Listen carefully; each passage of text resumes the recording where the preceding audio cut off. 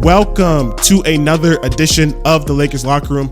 I'm your host, Tajon Graham, and this is a very special episode. Before I begin, I will definitely say there's definitely going to be a lot of tough conversations in this episode, but I definitely think it's something worth talking about.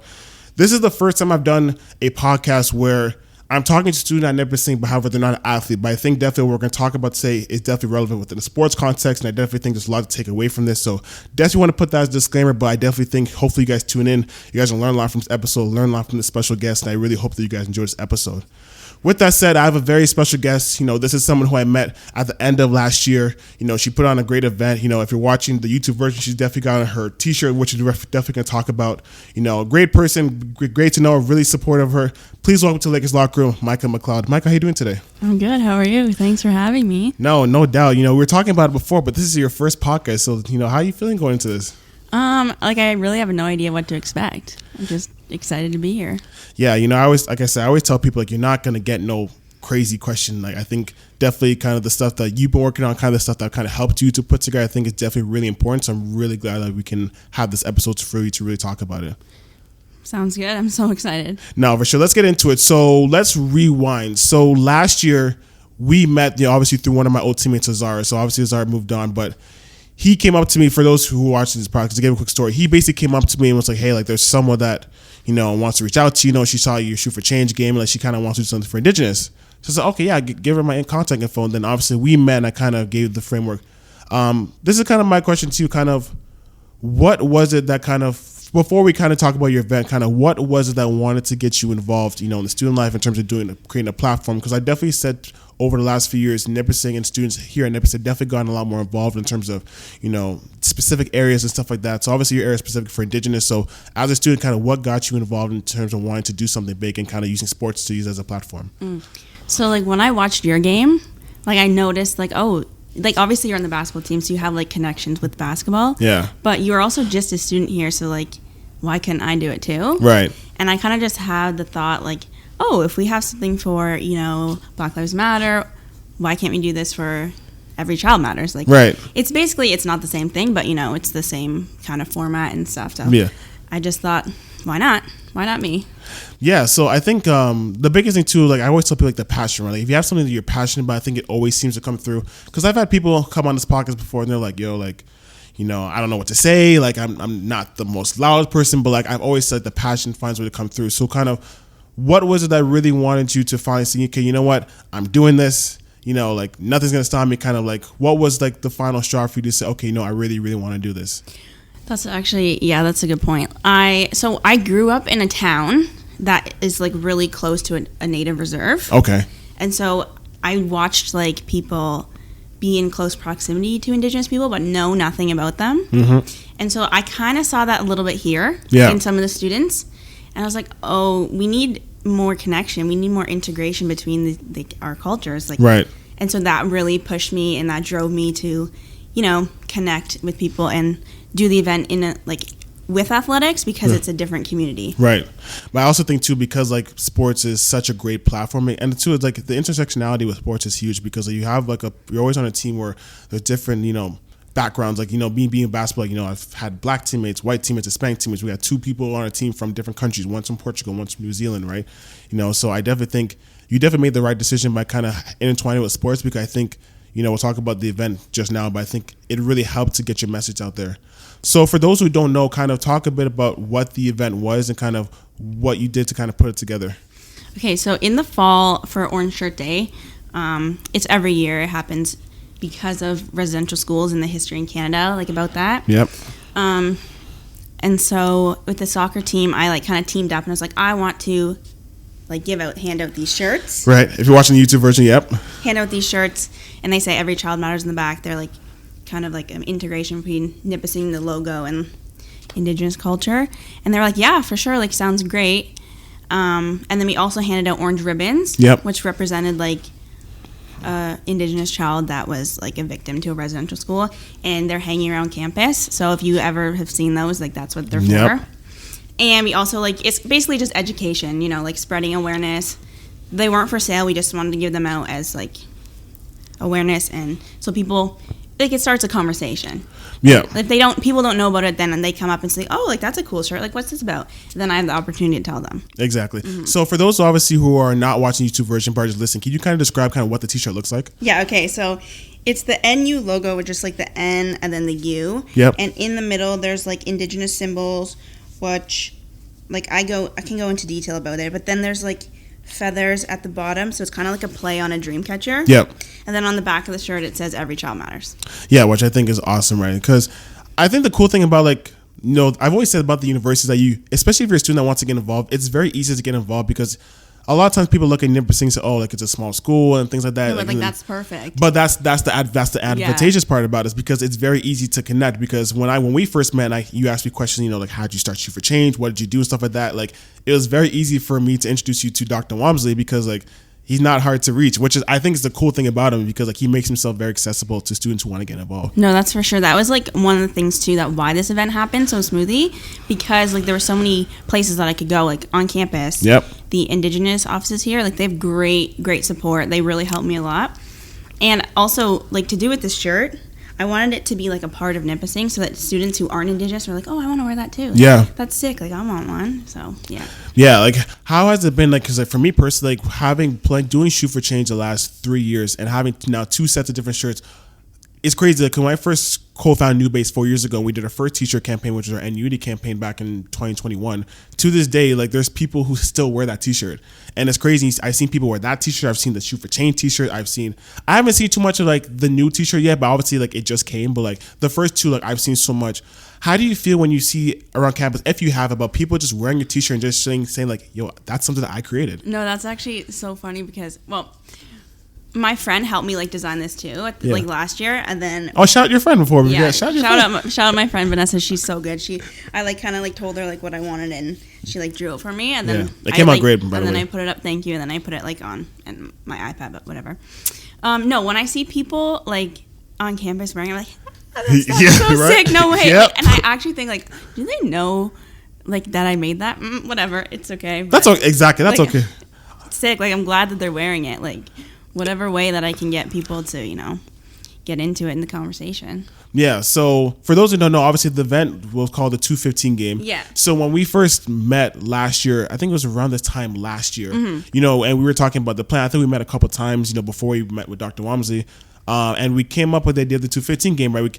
Obviously, you know, the time that men's soccer starts with 215 and things like that, so kind of matched up. But for those who don't know, why did you decide to come up with the name the 215 game? So 215 is the number. I think this was back in like 2020, maybe right when COVID was happening. Yeah. 215 is the number of bodies that were found at the first mass grave site. If you don't know what that is, it's like behind residential schools in Canada, they would bury the Indigenous children and just unmark their bodies, so no one knew that they had been there. Existed, yeah. So that's why I wanted that to represent that, which is really powerful. Like when I heard about that, I was like, whoa, that's great. That's insane. Like that happened in our country. To think about that, and a lot of people don't really know about that, and they're just going about their day. Like I think it's something that needs to be brought up. No, 100%. Honestly, like the one thing I've always said, it's obviously like we're talking about Americans for a second, but like it's the same thing they did with slavery. Like people, sometimes we talk about what's being taught in schools and like people want to erase that part of history, and like back in America, you know, slavery and things like that. Well, it happened. It's the same thing in Canada. Like, you know, this was probably about 150 years, I would say, about this stuff happening. Like I remember, I'll always never forget, like I was back in grade 12, so this is about 2017. I was in religion class, and my teacher, Mr. Coach, was like, we're talking about Indigenous stuff like that, and he was like, can someone please research when the last school closed?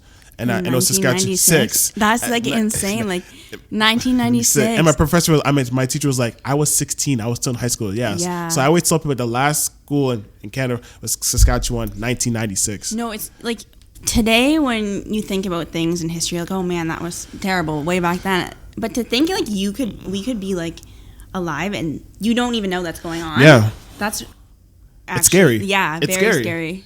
It's scary, right? So like I think you know, one of the biggest things happened like because of that, it was now this huge conversation. It was like what happened with George Floyd. Like, you know, when George Floyd happened, huge thing, COVID in 2020, and then obviously the same thing happened with Indigenous. Now you have all these things being changed, stuff like that we'll talk about a little later. But like, what was it for you when you first heard about that? That was like, because like I always tell people, for George Floyd, it was like it gutted me because like it was someone in my community I could see like myself in it. What was that experience like for you, but in a Indigenous context? So like I heard about that in COVID, and I think COVID like did a great job of amplifying that because we're all at home just on our phones. There's no choice, right? Like we just saw it, right? But that didn't really hit me until about maybe like a year and a half later, because I started working at my parents' school. So my parents don't own a school. They work at a school. Right. Like they're not like the principal, whatever. Yeah. But they work at a school on the reserve close to my house. Mm-hmm. And so I started supplying there in the spring. Right.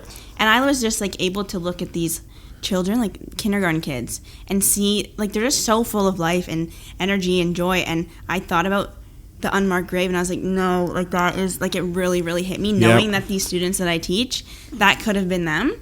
And I was like, this is like unacceptable, and it just kind of like, wow, like eye-opening. Yeah, because it's like you go about your life, and then like we think about before COVID, like people were just living their life, doing their thing, and then everyone in the world, like once COVID stopped, like it was really an opportunity to obviously work on yourself. It was a big thing of self-reflection, and a lot of I don't want to say horrors, but a lot of things that people were ignorant about. They kind of just were like highlighted, right. So I definitely think, like I always thought, that COVID was definitely, it was such a bad time, obviously, with people dying, things like that. But for those, like, thank God, who were able to survive and stuff like that, it was obviously an opportunity to really see, okay, these are things that are going on in the world. These are areas I want to get involved with. I want to be passionate about, because once we come back, like you see, even with the university, like when you came back, a lot of students got more involved, like more initiatives, like, you know, me, Shoot for Change, 215 game, like, you know, all these stuff. You know, one of our past guests, Maui Dominico, you know, she did her Young Leaders Legacy, stuff like that. Like a lot of more people started getting involved. So I definitely think it's big. Yeah, and like as much as COVID was terrible for a lot of people, it really, like you said, created opportunities, or like, you know, ideas in our head that like, wait, everything, like I can't just sit here anymore. Like I actually want to like do things, because like we were forced to do nothing. So now you're like, wait, I actually want to do stuff. Yeah. So like everything happens for a reason, really. Exactly. So I'm definitely co-signing that. Let's take it back for a second, because I really want to, like I said, this was when I put the disclaimer, because I really want to have serious conversation about this topic, because obviously I'm not someone who's Indigenous, stuff like that, but obviously when you think about atrocities within communities, the Black community, Indigenous community, is very similar. Obviously, different ways in which stuff happened to, but very similar. So I definitely want to have this conversation. When we look at the education system and we talk about like stuff that's being taught in schools, what's not being taught in school, me personally, I was fortunate to be able to learn about this stuff. I think I've seen the documentary where we talked about the Indigenous. I can't remember the name for like, I really do apologize. I wish I could remember the name, but I think you know the one I'm talking about. I saw it twice. I saw it in grade 8 and I saw it in grade 10. You know, talking about Indigenous stuff like that. When you kind of, here's how I want to put it. People always talk about, Canada's not racist and stuff like that, and things like that. What I think was said best was like, they're just better at hiding it, right? Yeah. What is your take when you think about like all this stuff that kind of gets swept under the rug in terms of Indigenous, you know, education, and people not really knowing about this stuff that happened in Canada?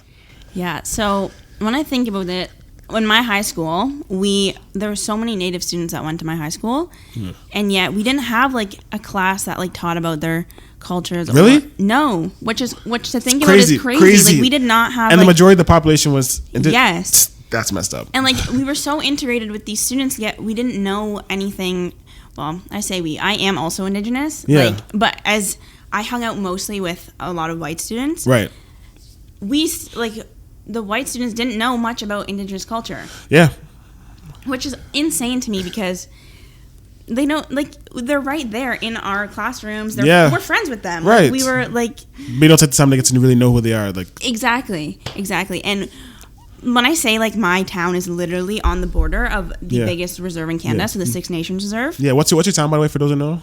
So I live in Caledonia, Ontario, which is, like, close to Hamilton-ish. Okay. Yeah.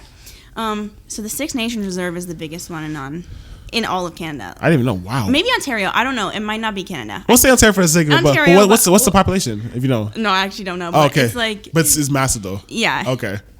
As far as reserves go, because there's like Mohawk, Cayuga, Seneca, Tuscarora, Onondaga. There's one more. Oneida. Okay. There we go. There you go. So I'm part Mohawk. Okay. But yeah, so like as far as sweeping things under the carpet goes, it's like, how are we not talking about these things when we are so close to actual communities? And it's just like surprising. It's really surprising. Yeah, because like I said, I think about it, it's like it's the same thing with like George Floyd. When we think about Indigenous specifically, like all this stuff happened in the country, things like that. You know, it's like about 150-year history or so with the residential schools. I want to say around that 130, 150, around there. And then people will talk about it, but then obviously COVID, all of a sudden it was like, boom, you hear about this school with all these unmarked reserve, this school, BC, this and that. And it's like, you're like, whoa, what is going on? Yeah. When I was in high school, obviously I was like, 16, 17. I didn't really know, like, we're not learning about this. You didn't take it at you're just in the moment. Yeah, exactly. But now that I'm out of it, I'm like, there's so much problems. that I did not know about. Issues. And okay, so because of that, Indigenous people have a lot of like stereotypes and like talk about that. This and so you can, as a student, you can apply for like funding from your band, right? And so when I was applying for university, a lot of people would be like, "Oh, you just get free money." I'm like, it's not free, right? You have to be like an actual student in your community, and like, you got to earn it. You got to get your grades up. Right. But at the same time, do you know the history of what happened to Indigenous people in our country? Like, is this the craziest thing that they want to encourage Indigenous students to go get their education? Because it was actually, like, they didn't have opportunities like that back in the day. Yeah. So it's things like that where you're like, you don't actually know, which is why I wanted to do this for education. Yeah. You know, because when people stereotype, it's just a lack of understanding. You don't 100%. You just don't know. 100%. That's the scary thing. And I always say, like, it's funny because I did like a Black History Month kind of presentation a while ago, but I think I always say the scariest form of like racism and things like that is microaggressions. Or was it microaggressions I said? Yeah, it was microaggressions, because you can say stuff and you don't even know the impact. Right. That's the scariest thing. No, exactly. And I think like when you don't understand, like for me, when I was younger, I didn't really have I wasn't really connected to my culture as much, right? Just because of like generational trauma. Yeah. And now that I'm like older and trying to understand and like get back to those roots, I'm like, wow, like I don't know. Yeah. And I'm still learning. Yeah. I know you said something that's interesting too. Even like when I first met you, you talked about like personally with me, like the white passing area and things like that.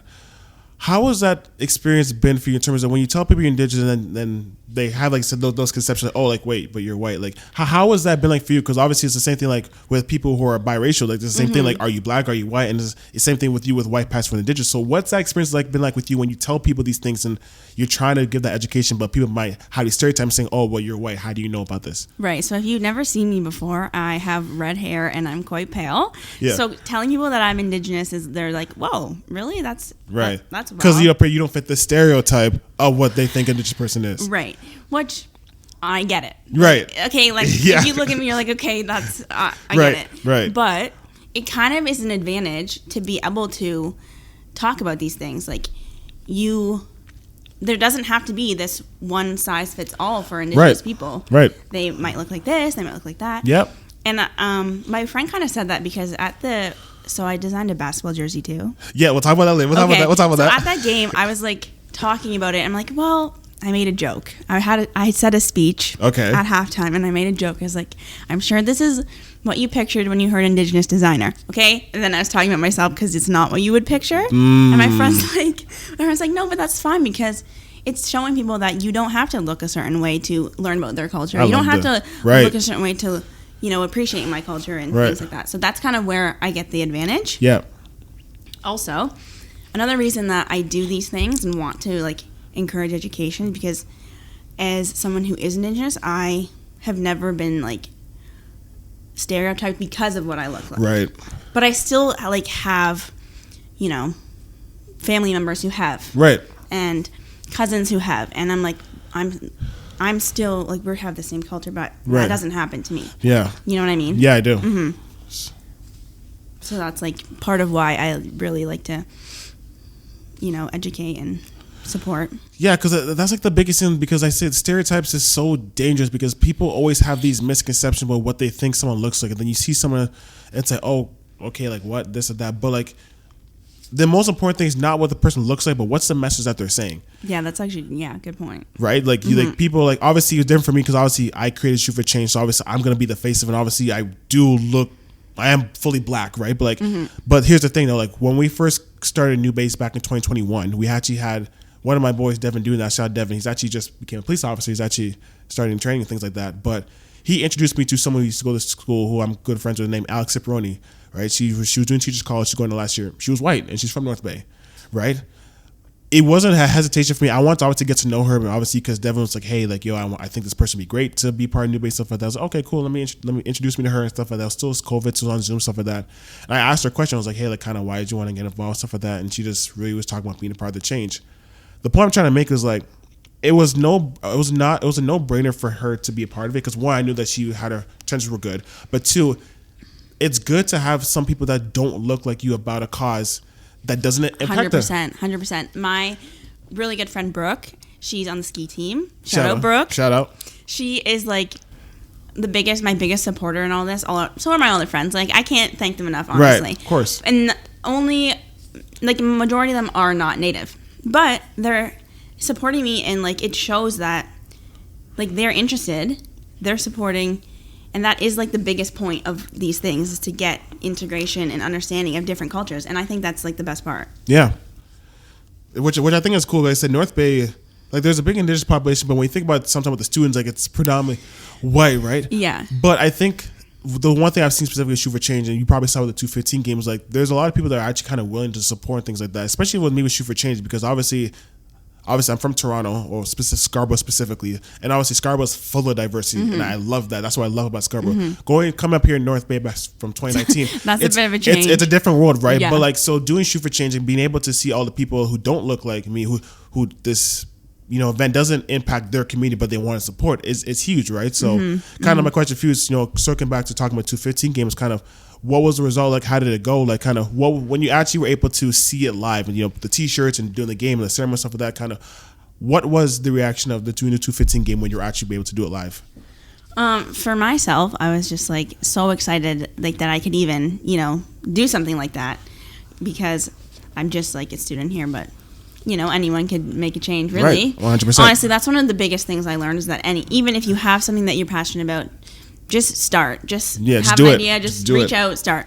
But anyways, in the students, like everyone would come up and we had a little card that like was information about it. And I remember you talking about it. Yeah. And then they'd go like put it somewhere on campus, and it was actually amazing. I think it's really cool. I thought that was the coolest part, and they are still up now. They were supposed to come down, but they're still. No, they should never come down. I know. It's like the anti-racism ban in the gym. You know what's crazy? They took that down after the first Shoot for Change game in 22. Why? And I walk in the gym. I don't know if someone did it by mistake, but then we're like, no, put that back up, and it has not come down. So that should never come down. Those ribbons should never come down. I know. So, go ahead. And each year I'm just gonna keep adding to them. Hell yeah, you should. Hell yeah, you should. No, but in like my friends and like family who came to support, they're like, this is amazing, this is great. The whole office, Indigenous initiatives, like they came out to support. Like I said a little speech at the game, and like watching like the stands like with their orange T-shirts on, that was so cool. Like just to see, like even if it's just like a small bit of the school or a small bit of people, it's still making a difference. It's still making a difference. Right? Like, and I don't think people understand that, right? Like, it's the same thing with me doing Shoot for Change. Like, when you're up there and like you're speaking about like this event that you create, like you're passionate about, you put your all into, and you see people support. It's like a lot of times, because sometimes people are not good at public speaking. I said it earlier, like people may be nervous, stuff like that. Hell, when I first spoke at the first Shoot for Change game, I'm not gonna lie, I was nervous as hell because it was just after COVID. The game almost didn't happen. We put it together last minute because we had to quickly resume planning it, and to see all those people come out, wearing the T-shirts, buying stuff at the raffle, and you're up front, and you're like something like you could probably talk about something like takes over, and you're like, yo, like this is why I'm doing this. Like, forget the nervousness. Exactly. Like, this is what I'm here for. Like, when you're saying a speech about something you're passionate about, you're like, you want to get your point across. Right. And you don't, like, it's hard to just be in front of people and not go blank a little bit. Like that, and I've struggled with that. Right, but like, you want to, articulate your words in like a professional and sophisticated way, but sometimes it doesn't happen. But whatever. Hey. It's just kind of like, wow. Like, I did that. Like, these people are learning something because of me, Yeah, exactly. Like, and that's the biggest thing. Like you said, education is knowledge is probably the biggest asset any person can have, right? It's like, because, like, I can't remember who was it, Malcolm X. Oh, he said a quote, but I can't remember. But it was something like, like you can have like information could like kind of change tomorrow. I can't remember the quote right now, but I gotta look it up after. But the point is like, he just talked about the essence of the quote was like how important education is, right? Because like you can really make an impact and like educate other people. And you're trying to change like the future in terms of like, having people be educated so that when they have kids, they can educate people and stuff like that. So it's a ripple effect for sure. It really is. Right. So just like, intergenerational trauma was a ripple effect. You know, the healing and learning is going to be a ripple effect, and it's going to take a lot of work and time, but, you know, hopefully that will happen. Exactly. You know, I want to ask this question too, because I think it's something that's really interesting. So even during COVID, like with the George Floyd stuff, right? Like there was all these things about the symbolic gestures and stuff like that. You know, people did the Blackout Tuesday. You know, people were saying Black Lives Matter. It's funny because I know some people are saying they know people who posted a black screen. Like, you definitely were not supporting this thing, right? Anyways, so I said to say is we obviously saw, for example, with Toronto Metropolitan University, right? You know, if you don't know, it was originally named Ryerson University. So to give a quick information, because I actually know this, because you know me, I do my research, and I actually, like I said, I've been blessed to learn about this stuff. So for those who don't know, because this is an educational moment, so Ryerson University was named after Egerton Ryerson. Egerton Ryerson was the architect of the residential school system. I believe I'm correct with that, right? So I think when all this stuff happened back in 22, when it really became like on the news about the marketing just right now, TMU now, Toronto Metropolitan University, went through a process to change their name. So for a whole year, they're ex-university until this past year they became Toronto Metropolitan University. And there's something else too. I think something in Queen's University. I think there was like a statue and stuff like that that got taken down, stuff like that.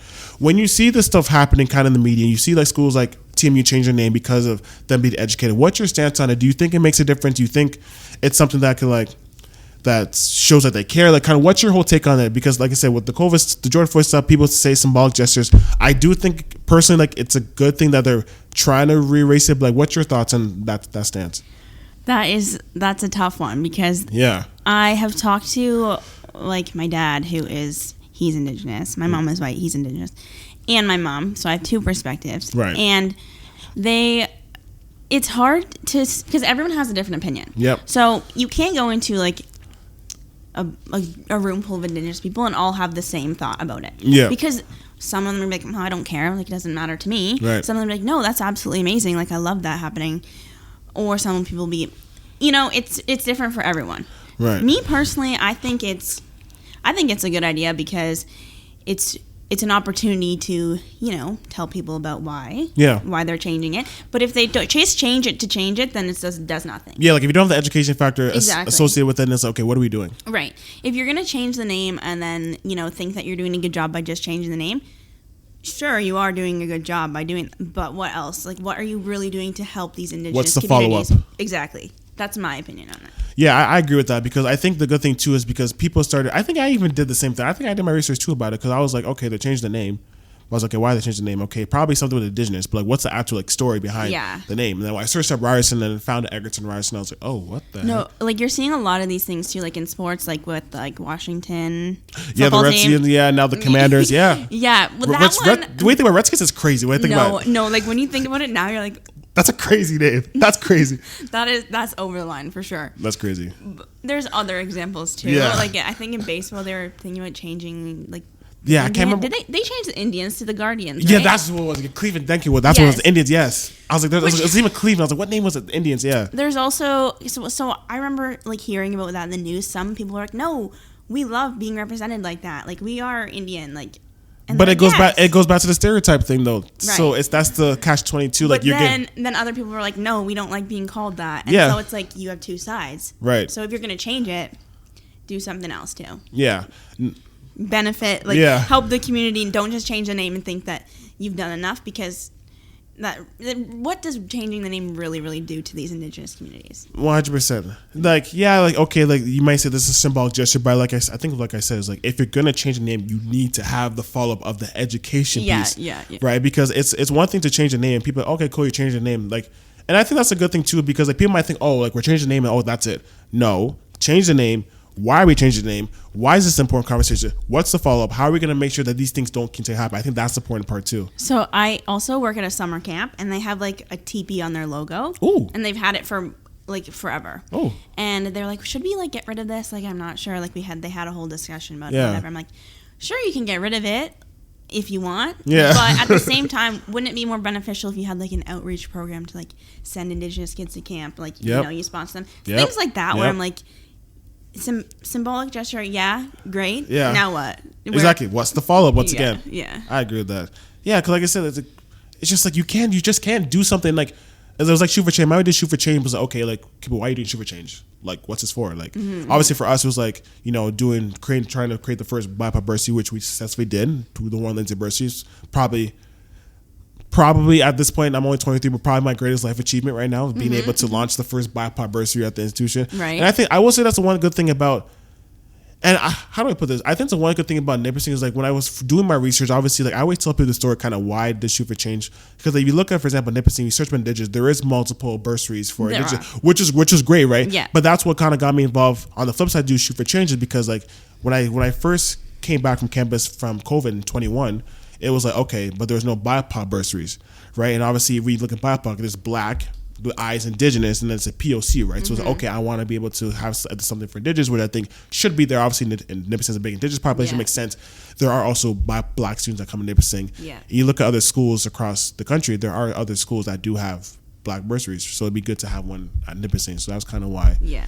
Right. Sure. But I definitely want to inform people that, you know, Nipissing does have multiple bursaries for Indigenous. I think I think there's probably at least if I'm not mistaken, probably at least 10. I think there's a decent amount in at least 5 for sure, but I think it's probably around 10. But I got to do my research. That was like 3 years ago I looked it up, but just want to put that out there. We're talking about this stuff, but obviously we want to still say Nipissing does have they that. do. So they're doing a good job. I'm looking at the camera. It's like say don't hate on Nipissing. Trust me, like this is all great. So shout out offices of Indigenous initiatives. No, they but are amazing. Yeah, and let's talk about them, right? Like kind of like. Do they have a part in kind of helping you kind of plan the game and get it out there? Let's talk about that. So the orange ribbons, they sewed them all up. Yeah. And they put tobacco in it. So like tobacco symbolizes like healing and stuff. Oh, I think I did hear about this. Yes. So that was so helpful because otherwise I would have had to like do that myself. Yeah. Which, you know, it just saved a lot of time. Yeah. They also like help with promo and stuff like that, getting the word out. Yeah. That's kind of No, I'm working with them again for next year too. Love it. So now let's just switch over talking about the basketball side. So this is kind of where I come in. This is kind of where I talk about. So obviously we did the inaugural Indigenous night this year. It was super successful. No, it was really cool. Before I even talk about that, we obviously went to reserve. It was myself, a couple of my teammates, obviously some guys had a class that day, our coach, and we went to basketball, and it was so much fun. Like I learned a lot. You know, it was great to be around the kids, teach them about basketball, having them come to the game. Kind of talk a bit about the jersey you designed because I like the jersey. I thought it was really cool. Thank you. First of all, I didn't know that you guys did that. That's really sick. Oh, you didn't know about that? Oh, no, it was so good. Did you find that the kids were just like so excited that you were there? Oh my gosh, we were superstars. Because like, side note, I feel like when I work at these schools, these kids take any attention that you give them and they're just like so excited that you're there with them, they loved it, which is one of my favorite parts. They loved it. Anyways, so the basketball jersey, it took a while to like kind of figure out what I wanted. Trust me, it takes time. It takes time. I knew I wanted like the ombre effect because every time I watch a basketball game here, I'm like, I think these jerseys will look cool if we had a little ombre. But anyways, yeah. All right. By the way, are you like an avid basketball fan or just like? Yeah. Okay. No, I like basketball. I'm into, like, I played sports growing up my whole life. Okay. My dad played basketball too. Okay, yeah. Yeah. Let's see the question. So the basketball on the back of the jersey is like Turtle Island. Yep. So I kind of kept it a bit general with like the symbols on it so people could recognize like, oh, this is for Indigenous culture. Yep. You wouldn't have to look at it and be like, what's that mean? You know, you could see it and recognize it. Yeah. So that, it was just like kind of an inclusive symbol on the back. It's like, this is our land. You're on it too. You're a part of it too. But originally this is like mine. Yep. You know, things like that. Yep. And then the rest of it was like the little, like the squares and stuff on the side. Yeah, I thought that was really nice. Thank you. I thought it was really nice. I took that from like beading, like a bracelet that I have. Yeah. A bracelet. That's just kind of like what that represents because that's such a big practice and art that they have is just so cool. I know. Honestly, like I said, me playing the game, me wearing the jersey, like I said, I created the Shoot for Change game, the Shoot for Change jersey. So when they designed, when you designed the jersey, I was like, oh, this is super cool. Mm-hmm. Because honestly, when you think about like having like custom jerseys, I think amplifies like what an event is. Because like, if you just wear your regular jersey, like, okay, it's cool. But if you got specific jersey for the game, I think it like no, exactly. And I think it's if it's over the top, that's even better because it draws more attention. Yeah, because people be like, oh wait, what is this? And you're not wearing it all season, so it doesn't. It's like not that big of a deal. So that it makes it extra special. Exactly. It's a one-off. Same with Shoot for Change. Exactly. Yeah. No. It took like a lot of tweaking. A lot of my friends' input. Thanks, guys. Shout out my friend. Shout out my brother. Yes, he wanted a shout out. Yes. And he was like, no, like you should put this here and there. And then, we kind of just group decision. And then I gave it to Vito and Rachel. No, I think, as I said, I think it came out super awesome. Like I said, I got to give you a shout out. That's why I wanted to have you on, because I think like when you see like the fact that, you know, you saw Shoot for Change and then you wanted to do something similar, it just really makes me happy, because like when I first started Shoot for Change, it was like, okay, I wanted to do Shoot for Change, but originally I wasn't thinking about like kind of the impact it would have in terms of other students wanting to get involved. Obviously I thought about the community and educating, but to see another student like yourself get involved, it was like, wow, like that's really awesome. So I just want to say congratulations to kind of all your hard work. Thank you. You know, I don't know how you didn't get a Dave Marsh Leadership Award this year. Next year, you better get I don't know who needs to nominate you. I'm putting this out there right now. If you're listening to this podcast, whoever's listening right now, and just obviously someone, you need to nominate this person for a Dave Marsh Leadership Award next year. That needs to happen. I'm sorry. I appreciate it. That's so nice that you said that. That's funny that you did say that, because there's like an award in North Bay that I got for it. Oh, what's it called? It's like, it was to do with community, like, was a student who made a difference, or how do you know what that is? I got that in 21. North Bay student who made a difference. There you go. I've had new base people win it, so that's well deserved. Thank you. Well deserved. So I had to put that out there, because we don't do this for the awards, obviously, like, because I think the good thing about, like I've always said about New Base and kind of I think what you're doing is like, you don't do this for the awards, but it is nice to get recognition, like people, and plus too, it does help to kind of get the word out there and get your name out there. So that's a good point. Yeah. Congrats. Thank you. Appreciate it. No, congrats. So kind of winding down this podcast, you know, so I really enjoyed this episode. I think it was really different because, like I said, you're a student, like you're not an athlete, but I think the correlation that you've had within sports, I think is an important one, because you really emphasize the purpose of this platform and the kind of sports in general is kind of have these conversations out there. My final question for you is for this podcast, because I know we could talk all day, but obviously got to wind down, but what's the one message you want people to get out of this podcast today? We talked about so many different things, but like if you could just sum it up and, you know, in a few sentences and stuff like that, what do you want people to get out of this podcast? Oh, that's so hard. Okay, let me try to piece this together. Okay, so Indigenous people in Canada, we are so incredibly beautiful. Our culture is so incredibly unique. Yep. And in Canada, that was taken from us. And I would just think, like, what would have happened if residential schools weren't a thing? Like, how much more flourishing would we be? Right. We'll never know. But we can get back to appreciating that. And I think that if you don't know anything about Indigenous culture, you should find out, because it is very, very cool. It's very beautiful. It's a part of our history. It's a part of your history. It's a part of, if you live here, if you don't, if you're just visiting, like it's a part of this history. So fine, do your research, educate yourself. If you don't know, come ask us. Like, you know, just educate, because it's something that I'm really proud to be a part of. No, like I said, you should be so proud of yourself. Like I said, the work that you did, obviously the t-shirt wearing, because I wanted you for the YouTube version, I wanted you to wear a t-shirt, because I wanted you to show like what you put in, right? That's why when I was doing this podcast, as everyone knows, I'm on the, you know, path to 100 episodes. Like I wanted one of these episodes to be with you. Like I said, you know, getting to know you, seeing this event, like I said, this is why I want to take over this platform from, you know, the Richard people. Shout out, like I said, Matt and Harrison, obviously, once again, but like these conversations need to be had, right? And I think having this platform, having this opportunity to really have you share your story, share perspective from Indigenous that people don't know about. Like I said, I'm still learning things like that, but I think it's really, really cool. I think to sum it up too and kind of piggyback on what you're saying, I think from a student side, especially if you're here at Nipissing, like if you're passionate about something, you want to get involved, it's very easy to get involved. It's not hard. There's people here who want to support you. You can ask people, like I said, how Micah asked me, you know, now you have Micah. Micah's now another person you can ask. Like she's not hard to reach out to. So like, you know, obviously all this stuff will be plugged in this episode, then or Instagram, stuff like that if you want to reach out. But like, it's not hard to get involved. I'm looking at the camera. It's not hard to get involved. Get involved, make a difference. There's always time to make a difference, especially student athletes. Like you may be busy, but take the time to get involved. There's a community that needs it. And you may not realize it at the moment, but once you maybe look back at it, maybe it may take a year from now, maybe be instant, but you are making a difference. And people are going to take from what you did and be proud of the fact that they got involved and now they're going to be making a difference in their community. Yeah, like my mom always tells me, like even if it's a small change, it's a change. And you don't have to do it on this grand scale. Just do it where you are. And that's what I'm doing, so. Exactly. So, Micah, thank you so much for coming on this episode. I really enjoyed this episode. I really hope people listening to this episode learned a lot from you in this episode. And, you know, obviously I won't be here next year. I'm graduating this year, but super excited for the 215 game next year. Like, so I'm really glad to see that's going to be coming back next year, obviously. So, wish you luck on that. But if Thank you so much. Guys, please come to the Orange Shirt Day event, 215. It'll be in September. Details are to follow. Not sure yet. Yeah, but absolutely. Not plug yourself for sure. But with that said, that is a wrap on a special and another edition of the Lakers Locker. I want to thank my very special guest, Micah Macleod, for joining us. You can find a video version interview on YouTube and listen to the full interview on all podcast streaming platforms. Thanks, Micah. Thank you so much, Tejan. Appreciate it.